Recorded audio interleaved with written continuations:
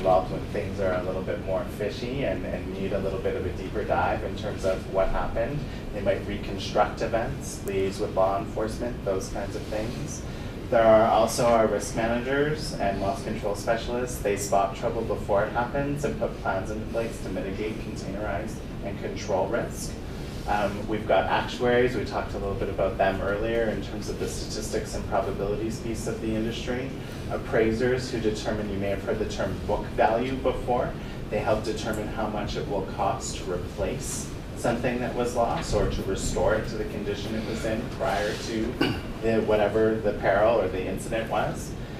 So, lots of diversity, and we haven't even talked about all of the other functions that make business go, right? So we haven't talked about yet HR or IT departments or marketing departments. There are also, accounting and finance streams within the industry, a very interesting part of the business, because not only do we have the sort of need for all of those traditional accounting roles, but we also need people who are informing our investment strategies. Insurance companies don't make money from their premiums. In fact, we pay 89% of that out, right? So the rest of that is invested, and that investment is actually what allows insurance companies to be profitable, right? So we need people who are, and also it ensures that we have enough money on hand to pay out large catastrophe claims, like, for example, the tsunami that happened in Japan last year. That would have required insurance companies to be able to demonstrate that they have those assets on hand to be able to issue large claims that would have been associated with something along those lines. To bring it back home to Canada, think about Slave Lake, right, with all of the fires and pieces that were, and things that were impacted as a result of those fires. Large claims needed to be paid out, and in fact, there's some really good news stories in terms of how adjusters responded in that event.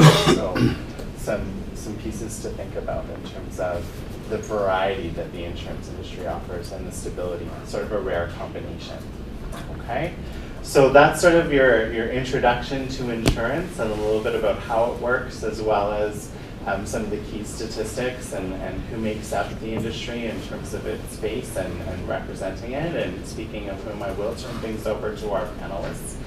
They will share with you a little bit about their own experiences, again, talking about how they connected to the industry, how they got their start, continuing education, professional development, what they like about working in the industry, and also offer you some tips for success in terms of how you might connect to a career in the industry. So I'll start with Alan. Alan, if you'd like to introduce yourself and move on. Thank you, Trevor. Good morning. See, this is the third good morning.